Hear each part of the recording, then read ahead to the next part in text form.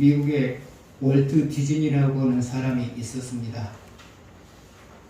그는 미국에서도 유명한 사람이고 세계에서도 유명한 사람입니다. 그런데 그가 유명한 사람이 될 수 있었던 이유가 있습니다. 그것은 모험을 해야 될 때 모험을 했다는 사실입니다.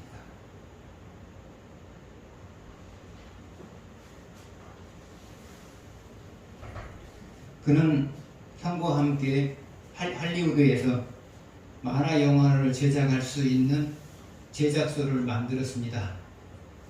그리고 처음에 출시한 것이 미키마우스 지를 대상으로 한 만화 영화였습니다. 근데 그 만화 영화에 대해서 별로 반응이 없었습니다. 그러다가 1933년도에 대지삼형제라고 하는 만화 영화를 만들었습니다. 그런데 선풍적인 인기를 끌었습니다. 그래서 전국 곳곳의 영화관에서 그 만화 영화 대지삼형제가 상영되었습니다.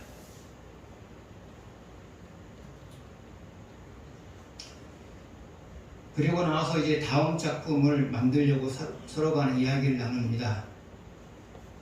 그를 도와서 일했던 사람들 대부분이 대지 삼형제를 가지고 성공을 했으니까 또 하나 대지를 배경으로 한 만화 영화를 만들자고 말했습니다. 그러나 월트는 생각이 달랐습니다. 이번에는 백설공주라고 하는 동화를 가지고 만화 영화를 만들자는 것이었습니다. 아무도 찬성하지 않았습니다. 실패한다는 거죠. 그리고 다른 영화를 만드는 관계자들 역시도 그것은 실패할 것이다 라고 말을 합니다. 그러나 그럼에도 불구하고 월트 디즈니는 그것을 밀어붙입니다. 4년에 걸쳐서 백설공주가 만화 영화로 탄생을 했습니다. 그런데 그 백설공주라고 하는 만화 영화가 대박을 터뜨렸습니다.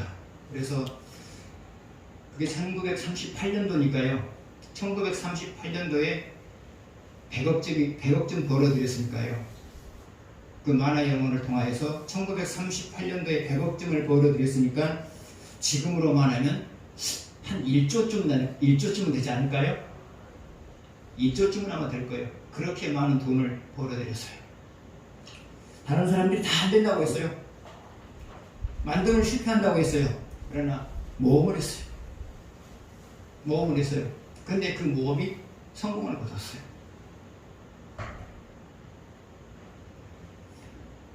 그리고 나서 또 하나의 모험을 합니다. 그게 뭐냐면 주제가 담긴 놀이공원인 디즈니랜드를 만들겠다는 거예요. 근데 거기는 많은 돈이 필요해요. 누구도 찬성하지 않아요. 그리고 은행에서 돈을 빌리기 위해서 30번 사람을 만났는데 아무도 빌려주질 않아요. 가능성이 없는 일이라는 거죠. 그러다가 미국의 ABC 방송국의 도움을 받아서 그 일을 시작해요. 그리고 성공해요.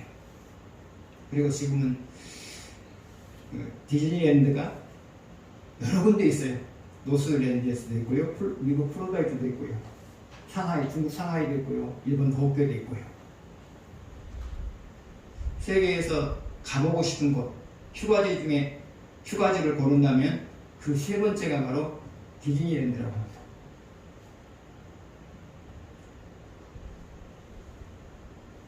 플로리다에 있는 디즈니랜드는 코로나 전에는 한 해에 5천만 명 이상이 왔다 갈 정도로 유명한 곳이에요. 아무튼 그랬어요. 모험해야 될 때 모험을 했어요. 그러므로 인하여서 그는 성공적인 인생을 살 수 있었어요. 신앙인도 모험을 해야 될 때 모험을 할 수 있어야 돼요. 그랬을 때 여러분의 삶이 한순간에 점프를 해요. 그러면 신앙인에 있어서의 모험이라고 하는 것은 뭐냐? 그것은 하나님이 여러분에게 많은 희생을 해야만 할 수 있는 과제를 주었을 때, 많은 희생을 해야만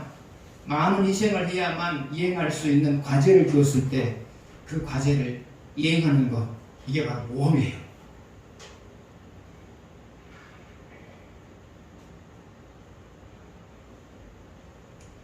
기독교인 중에서 성공한 사람들 보게 되면 대부분 한 번 이상의 모험을 했어요. 하나님께서 많은 희생을 해야만 이행할 수 있는 과제를 줬단 말이죠. 그런데 그럼에도 불구하고 그 희생을 하면서 그 과제를 이행했어요. 그랬을 때 하나님께서는 파격적인 복을 줬어요. 그래서 여러 단계를 한꺼번에 뛰어넘은 거예요.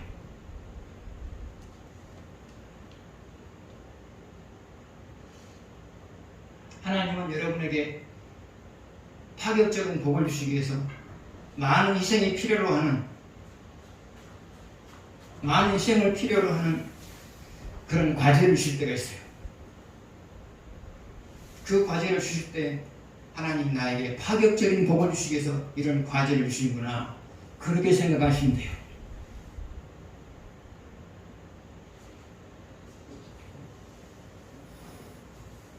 첫 번째 문제 보시겠습니다. 하나님이 보시기에 정직하게 산다는 말의 의미는 무엇일까? 그리고 요아스가 하나님 보시기에 정직하게 살았던 시기는 언제인가? 2절을 같이 보겠습니다. 요아스는 제사장 여호야다가 그를 조언하는 모든 날 동안에 여호와 보시기에 정직히 행하였으되, 정직히 행했다고 하는 말의 의미는 무엇이냐?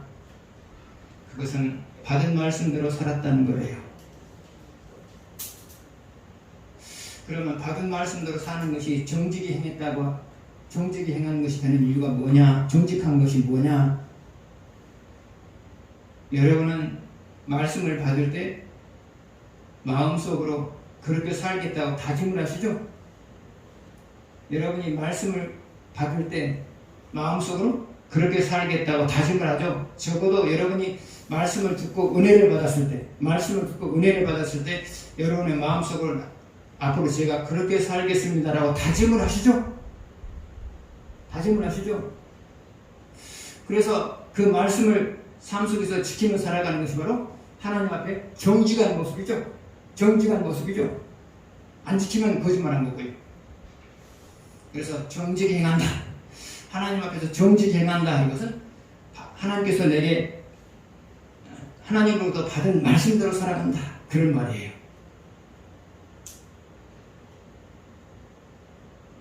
그러면 신앙인이 받은 말씀대로 살아야 되는 이유가 뭐냐?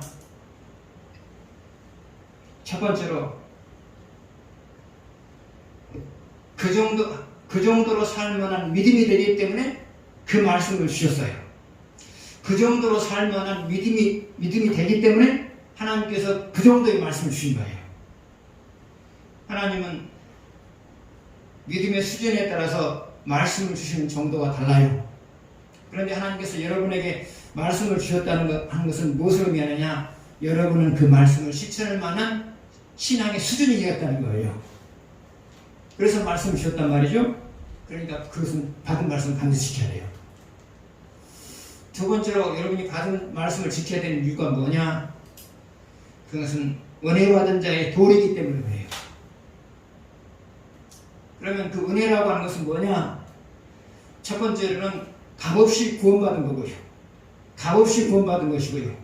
두 번째로 행복하게 살 수 있도록 하나님의 도움을 받았던 거예요. 이 두 가지가 바로 하나님의 은혜예요. 그래서 신앙인이 받은 말씀대로 살아가야 되는 이유가 뭐냐? 하나님으로부터 받은 은혜를 보답하고자 하는 차원에서 받은 말씀대로 살아가는 거예요. 세 번째로 신앙인이 받은 말씀대로 살아가야 되는 이유가 뭐냐?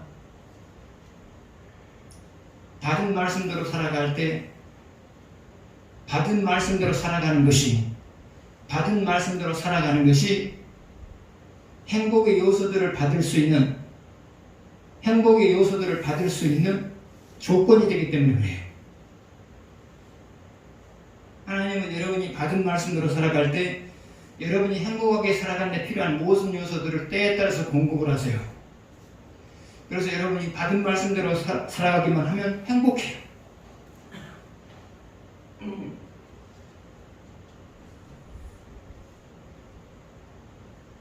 여호수아가 정직하게 살았어요? 근데 어느 때까지 정직하게 살았어요? 여호야다가 살아있을 동안만이에요.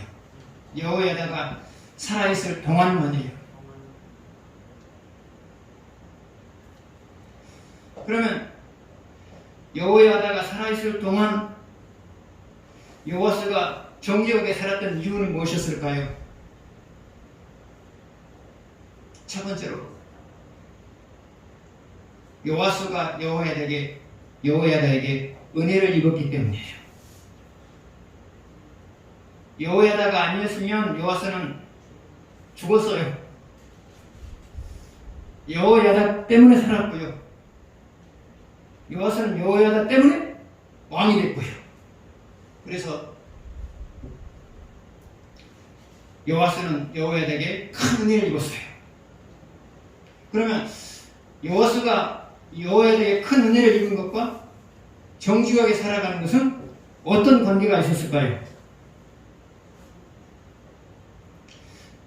여호수아는 여호야다에게 무엇을 하는 것이 은혜를 갚는 길인가를 생각을 했어요. 여호수아는 여호야다에게 무엇을 하는 것이 은혜를 갚는 길인가를 생각을 했어요. 그래서 내린 결론이 뭐냐?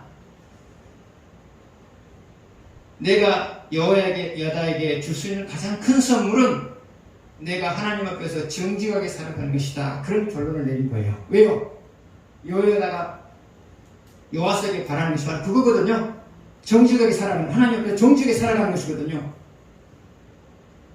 그래서 정직하게 살았어요. 그래서 여러분을 인하여서 다른 사람들이 정직하게 살아가게 만들려면 그 사람에게 은혜를 많이 입히세요. 은혜를 많이 입히시면 여러분 때문에 정직하게 살아가요. 왜요? 여러분이 그 사람의 은혜를 입힌 이유가 무엇인지 알거든요. 그렇기 때문에 여러분 때문에 정직하게 살아간다는 말이죠. 두 번째로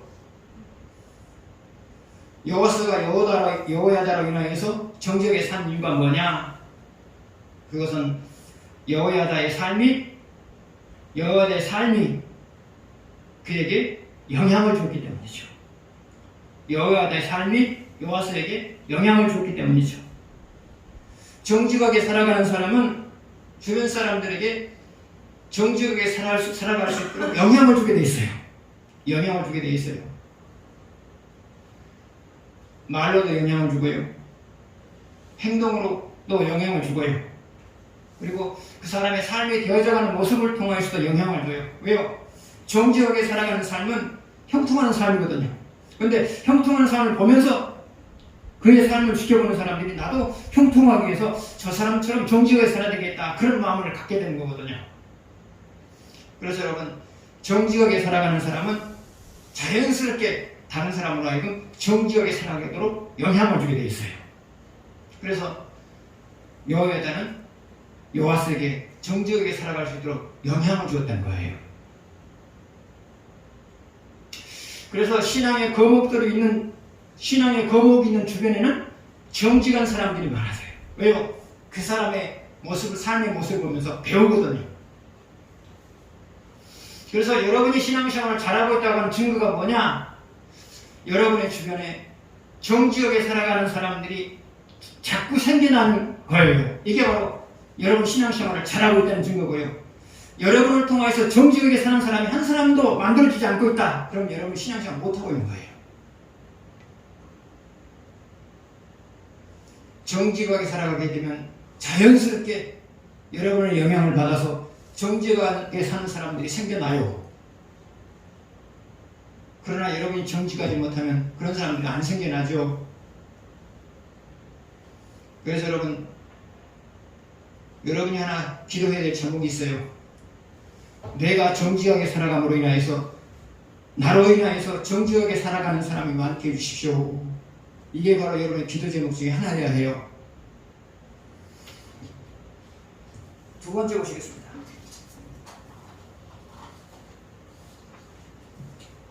산당이란 무엇인가, 그리고 산당의 부정적인 면은 무엇인가, 그리고 요아스가 산당을 즐거워하지 않은 이유는 무엇인가. 3절 같이 보시겠습니다. 같이 읽겠습니다. 다만 산당들을 즐거워하지 아니하였으므로 백성이 여전히 산당에서 제사하여 분향하였더라. 여기서 산당은 무엇이냐? 그것은 간이 예배 장소, 간이 예배 장소다, 그렇게 생각하면 돼요. 산당이 무엇이냐? 간이 예배 장소. 유다인들은 주로 유다인들은 원래 어디서 예배를 드려야 돼요? 예루살렘 성전에서 예배를 드려야 되죠. 예루살렘 성전에서 예배를 드려야 되죠. 그런데 지방마다 단위 예배 장소가 있었단 말이죠. 왜 그러느냐? 지방 사람들이 예루살렘까지 와서 예배 드리는 번거로움을 해결해 주기 위해서 간이 예배 장소가 생겨났단 말이죠. 그게 바로 산당이에요. 산당이에요. 그런데 이런 간이 예배 장소의 단점이 뭐냐?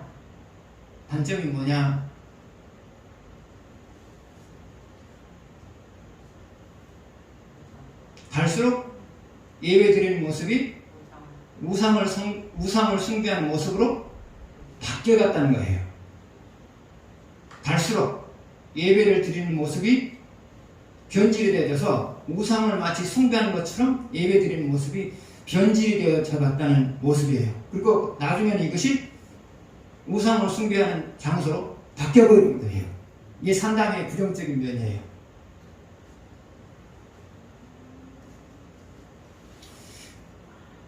그러면 요아스가 이런 산당들을 제거하지 않은 이유가 무엇이었을까요?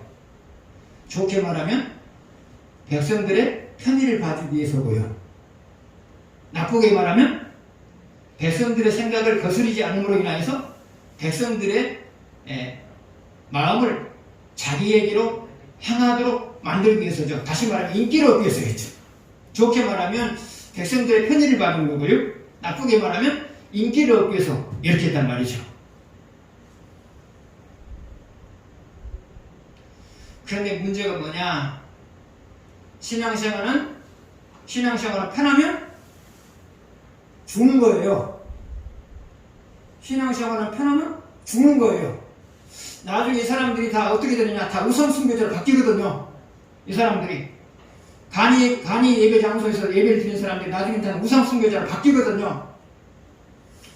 그래서 신앙생활을 편하게 하도록 만들어주는 것은 결국 그 사람의 신앙을 죽이는 거예요.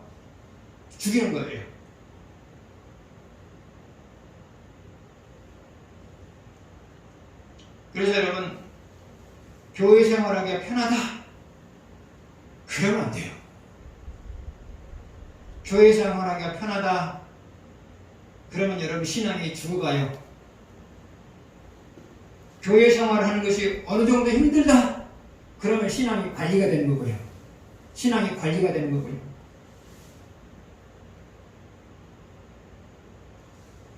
그래서 신앙생활은 불편하게 하셔야 돼요. 설교를 들으면서 부담스럽지 않다, 그러면 곤란해요. 그 목사가 잘못한 거예요. 설교를 들으면서 성도들이 부담을 느껴야 돼요. 그래야 신앙생활이 되는 거거든요. 아무튼 그래요. 신앙생활을 편하게 하려고 하면 할수록 신앙이 죽어가는 거고요. 신앙생활을 어렵게 하려고 하면 어렵게 할수록 신앙이 사는 거고요. 그래서 여러분, 스스로가 그렇게 사세요. 신앙생활을 이전보다 더 어렵게 하려고 스스로가 만드시라고요. 이전보다 조금씩 신앙생활을 편하게 하려고 하는 마음이 들었다, 그러면 그때부터 신앙이 죽는 거예요.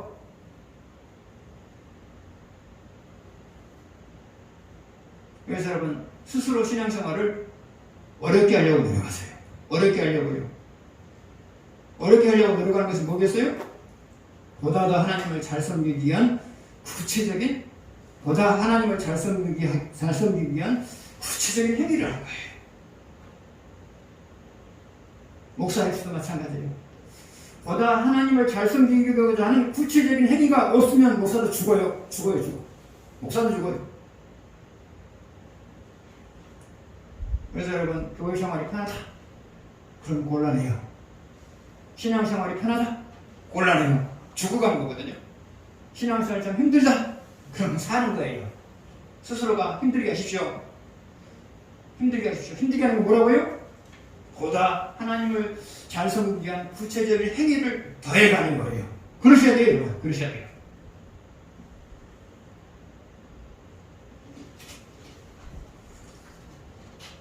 세 번째 보시겠습니다. 여호와서는 성전을 수리하려고 한다. 그 방법은 성도들이 헌금기에 건축헌금을 드리게 한 후 일꾼들에게 전달하게 하는 것이다. 그런데 전달한 자들이 제대로 전달했는지에 대해서 확인하지 않았다. 그 이유는 무엇인가? 13절에서 15절 보시겠습니다. 여호와의 성전에 드린 그 은으로 그 성전의 은대접이나 불집게나 주발이나 나팔이나 아무 금그릇이나 은그릇도 만들지 아니하고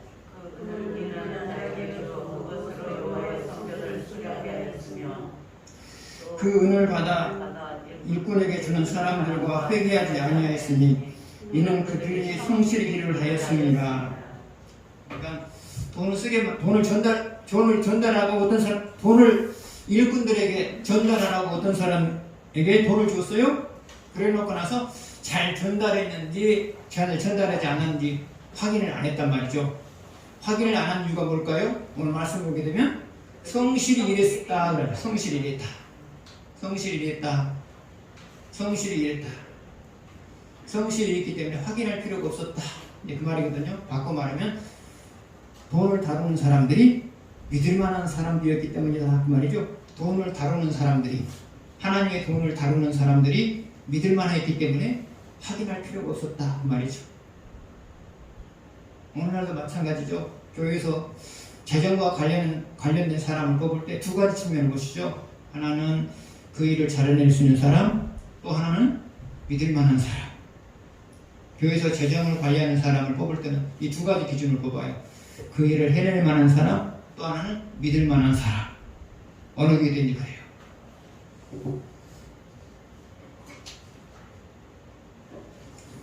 자, 일단 네 번째는 그냥 생략하고요. 다섯 번째로 넘어갑시다.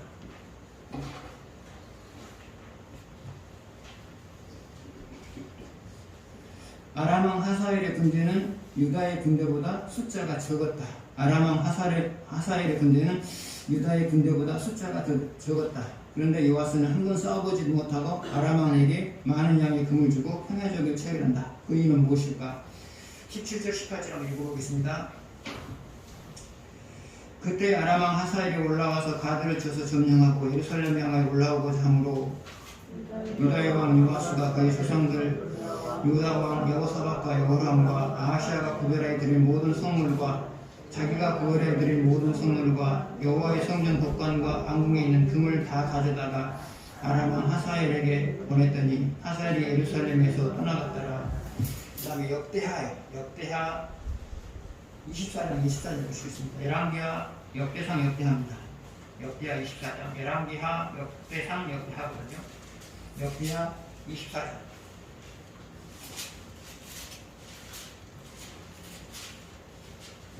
24장 24절 같이 읽겠습니다. 아람 군대가 적은 무리로 왔으나 여호와께서 심히 큰 군대를 그들의 손에 넘기셨으니 여기서 심히 큰 군대는 어느 나라 군대죠? 유다 군대란 말이죠. 24장 24절 아람 군대가 적은 무리로 왔으나 여호와께서 심히 큰 군대를 그들의 손에 넘기셨으니 심히 큰 군대는 누구라고요? 유다군이란 말이죠. 그들의 손에 넘기셨으니 이는 유다 사람들이 그들의 조상들의 하나님 여호와를 버렸음이라. 이와 같이 아람 사람들이 여호와서를 징벌하였더라.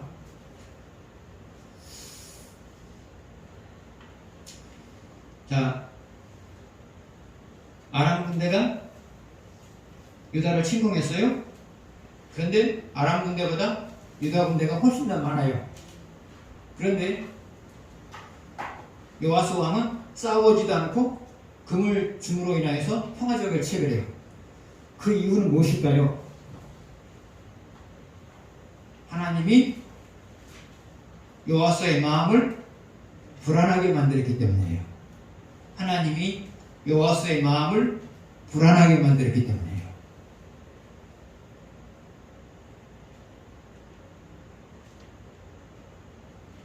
불안하게 만드니까 이길 수 있는데도 싸워보지도 못하고 항복해버린 거죠. 하나님이 요아스에게 불안한 마음을 주시니까 이길 수 있음에도 불구하고 싸워보지도 못한 채로 항복해버리고 말았단 말이죠.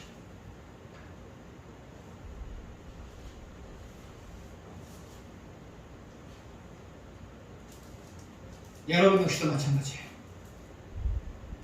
분명히 내가 해낼 수 있는 일이 평소에 해낼 수 있는 일이에요. 그런데 계속해서 마음이 불안해요. 그래서 포기해버리고 말아요.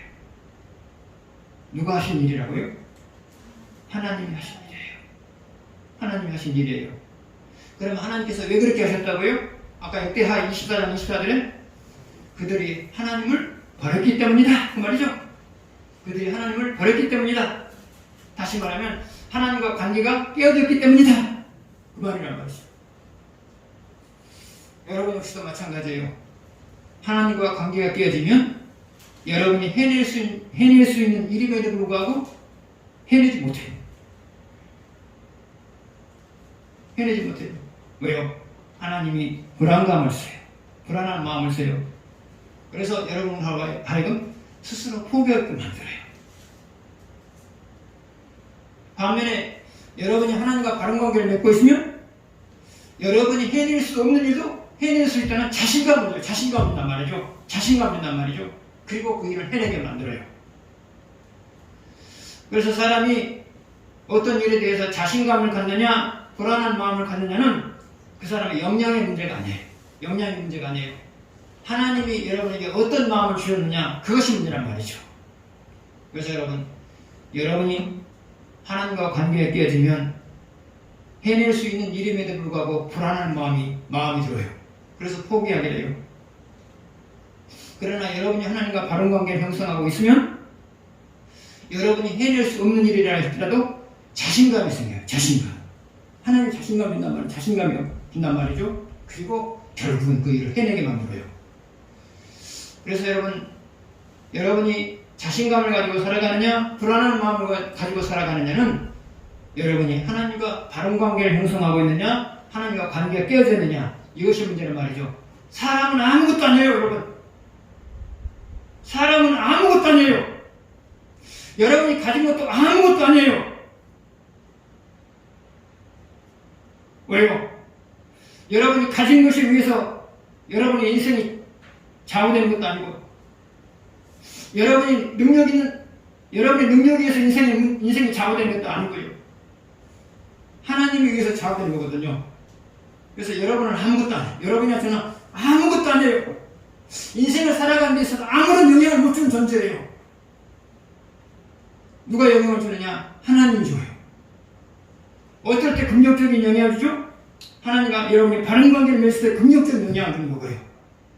여러분이 하나님과 관계가 깨어졌을 때 부정적인 영향을 주는 거고요. 사람은 아무것도 아니에요. 그동안에 여러분이 쌓았던 지식도 여러분이 그동안 경험했던 쌓았던 지혜도 아무것도 아니에요. 인생은 하나님에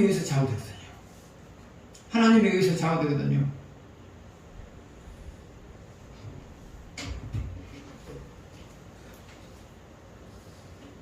여섯 번째 보시겠습니다.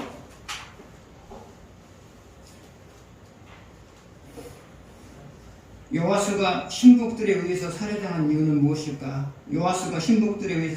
이유는 무엇일까? 일단 19절에서 21절을 보시겠습니다. 요아스의 남은 사적과 그가 행한 모든 일은 유다 왕 역대지략에 기록되지 않냐했느냐.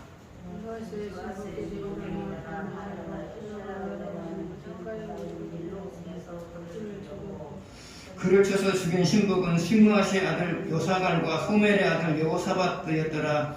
그는 다윗 성에 그의 조상들과 함께 장사되고 그의 아들 아마샤가 그를 대신하여 왕이 되니라. 역대하 24장 보시겠습니다. 역대하 24장. 아까 우리 찾았던 부분이에요.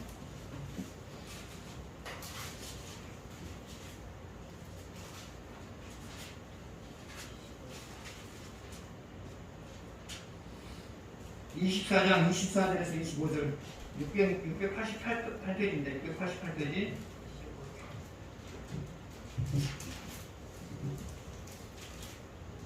(25절) 역대하 24장 25절 26절 같이 읽겠습니다.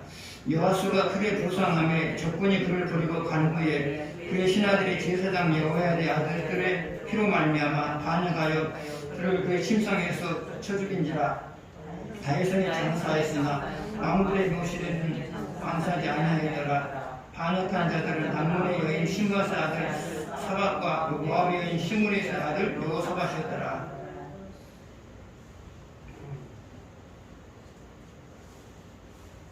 20절에서 21절 보시겠습니다. 역대하 24장 20절에서 21절. 이에 하나님의 영이 제사장 여호야다의 아들 스가랴를 감동시키심에 그가 백성 앞에 높이 서서 그들에게 이르되 하나님이 이같이 말씀하시기를 너희가 어찌하여 여호와의 명령을 거역하여 스스로 형통하지 못하게 하느냐 하셨나니 너희가 여호와를 버렸으므로 여호와께서도 너희를 버리셨느니라 하라. 이렇게 그하고 왕의 명령을 따라 그를 여호와의 전뜰에서 돌로 쳐 죽였더라. 여호수아가 신복들에 의해서 죽었어요. 그 이유는 무엇이냐? 스가랴 선지자를 죽였기 때문이었어요. 스가랴 선지자를 죽였기 때문이었어요. 그러면 스가랴 선지자를 죽인 이유가 뭐냐? 스가랴를 통하여서 하나님이 예언하신 것이, 스가랴를 통하여서 하나님이 예언하신 것이 여호와스와 백성들의 길을 거슬렸기 때문이죠. 거슬렸기 때문이죠. 받아들였으면 여호와스가 살았어요. 스가랴의 예언을 받아들였으면 살았어요. 다시 말하면 스가랴를 통한 예언이 귀에 거슬리지만 여호와스가 받아들였으면 여호와스가 살았어요.